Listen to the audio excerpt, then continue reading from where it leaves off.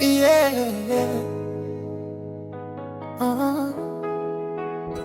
Nilianza na vya moya nikisema ni kupumzika.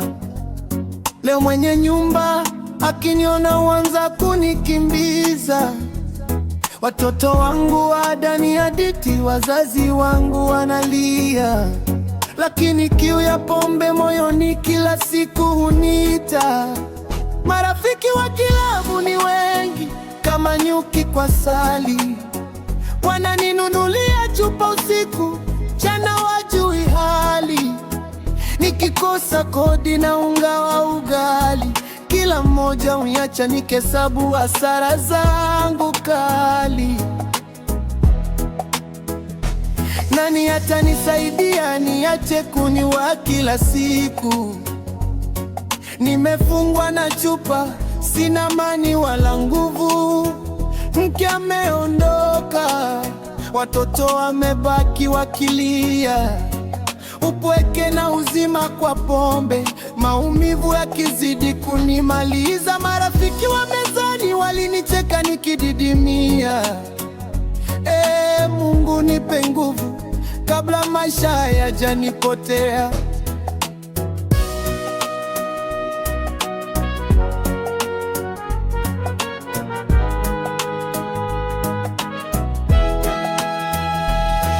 Mke wangu alichoka na vurugu za kila jioni, akaniacha na watoto, akasema umeoa pombe si mimi.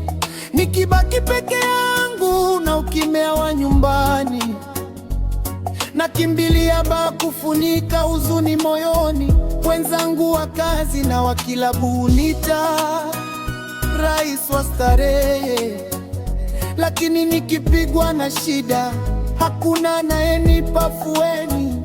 Nimeuza heshima, nimeuza hata ndoto za jana, lakini nikiona chupa mbele yangu nasahau yote mara moja. Leo nimesimama mbele ya kioo nikijiuliza, nimepoteza nini na bado ninatafuta nini kwa glasi? Watoto wananiona kama kivuli kisicho na mwelekeo.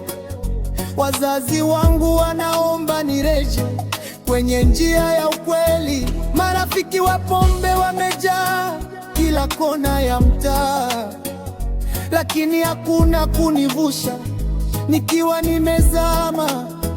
Kama kuna mkono wa kuninua kabla sijafika mwisho, nisaidieni ndugu zangu, maana ulevi umenifanya mtumwa wa chupa hii.